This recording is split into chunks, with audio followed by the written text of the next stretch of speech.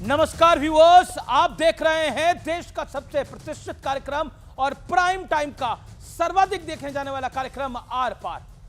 वक्फ का नया कानून पूरे देश में लागू हुआ है, लेकिन हिंसा केवल पश्चिम बंगाल के कुछ इलाकों में आखिरकार क्यों हो रही है?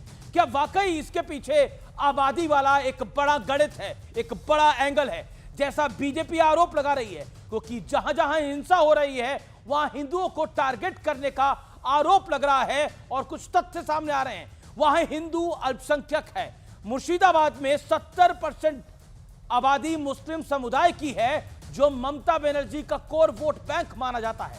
लेकिन एक सियासी खेल और चला जा रहा है, जो इस देश के लोकतंत्र के लिए बेहद खतरनाक है और सावधान करता है, क्योंकि एक तरफ हिंसा हो रही है और दूसरी तरफ इसी हिंसा को जस्टिफाई करने का एक बड़ा शर्मनाक प्रयास हो रहा है। इस पे कांग्रेस के नेता राशिद तलवी कह रहे हैं कि मुर्शिदाबाद की घटना वक्फ कानून का एक रिएक्शन है, यानी वक्फ का एक्शन है और रिएक्शन है। सरकार को ऐसा कानून लाना ही नहीं चाहिए था। और इन बयानों के बीच हालात ये हो गए हैं कि मुर्शिदाबाद के बाद साउथ 24 परगना में भी हिंसा का खेल चल रहा है। पुलिस पर भी हमला हुआ है। लेकिन आज सबसे बड़ा सवाल है, क्या सेकुलरिज्म के नाम पर अब हिंसा को भी जस्टिफाई किया जाएगा? इसी पर होगी देश की सबसे बड़ी पॉलिटिकल बहस। क्या सेकुलर सियासत में हिंसा जायज है?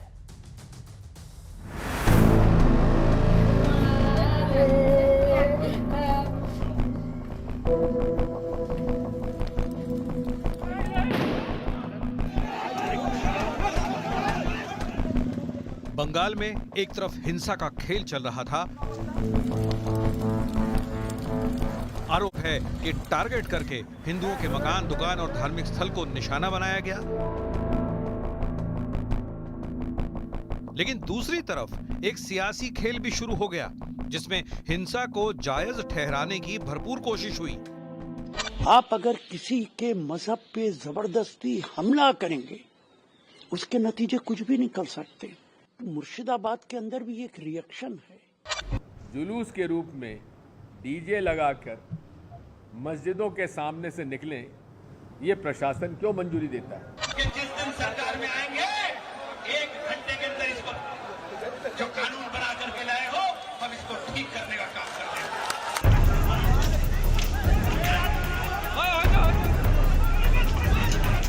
हालत यह है कि मुर्शिदाबाद के उन इलाकों में जहां हिंदू आबादी है, वहां बीएसएफ को मोर्चा संभालना पड़ा है।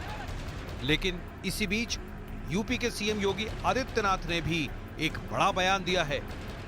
दंगाइयों को शांति दूत कहती है। अरे लातों के भूत बातों से कहां मानने वाले हैं?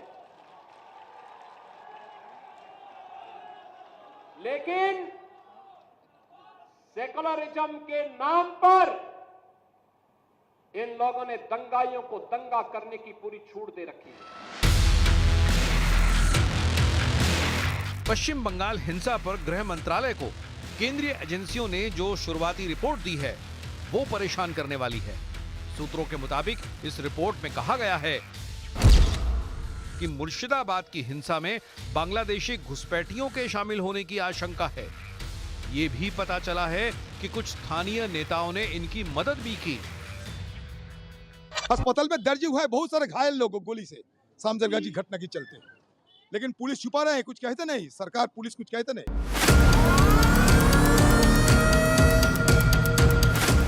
लेकिन आज सबसे बड़ा सवाल तो यह है कि क्या हिंसा में भी वोट बैंक की गिनती हो रही है? आज इसी पर होगी देश की सबसे बड़ी बहस। सेक्युलर सियासत में हिंसा जायज है? और अब वक्त है आर पार के सुप्रसिद्ध विश्लेषण का। ये नजर डाल लेते हैं हिंसा को कवर फायर देने वाली सियासत का विश्लेषण।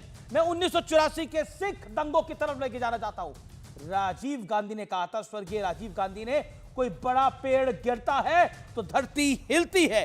और सैम पित्रोदा ने फिर कहा कि 1984 के बारे में अब क्या, 84 में जो हुआ तो हुआ। सैम पित्रोदा गांधी परिवार के एडवाइजर हैं।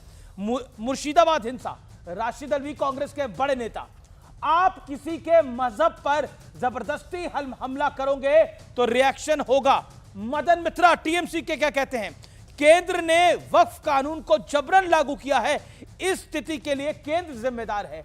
वक्फ तो पूरे देश में लागू हुआ है जनाब, लेकिन ऐसा हिंसा का नंगा नाच कहां हो रहा है? अब मैं कहता हूं महमूद मदनी जो जमिता उलेमा हिंद के हैं, संघर्ष खत्म नहीं होगा। जो भी कुर्बानियां देनी पड़ेगी हम देने के लिए तैयार हैं। आइए आते हैं अब श्रीलंका बांग्लादेश में जब हिंसा हुई थी तो सज्जन सिंह वर्मा कांग्रेस के मंत्री रहे हैं, सांसद रहे हैं। वो कहते हैं कि पीएम मोदी की गलत नीतियों के चलते जनता पीएम आवास में घुस जाएगी। ये सेकुलरिज्म का एक नया सियासी विश्लेषण है। आइए, और श्रीलंका और बांग्लादेश के बाद अब भारत का नंबर है, इन जनाब ने यह कहा था और पिछले साल की बात है। न्यू इंसा में अबू आजमी समाजवादी पार्टी के नेता, जब आप किसी को भड़काएंगे तो एक्शन का रिएक्शन तो होगा ही, यह कहा है। लेकिन बड़ा सवाल क्या है? आज का बड़ा प्रश्न यह है कि हिंसा को जायज ठहराना सेकुलरिज्म का एक नया ट्रेंड बन गया है। हिंसा को जायज ठहराना सेकुलरिज्म में अब आम बात हो चली है। शहजाद पूनावाला भारतीय जनता पार्टी के नेता प्रवक्ता हमारे साथ स्टूडियोज में मौजूद।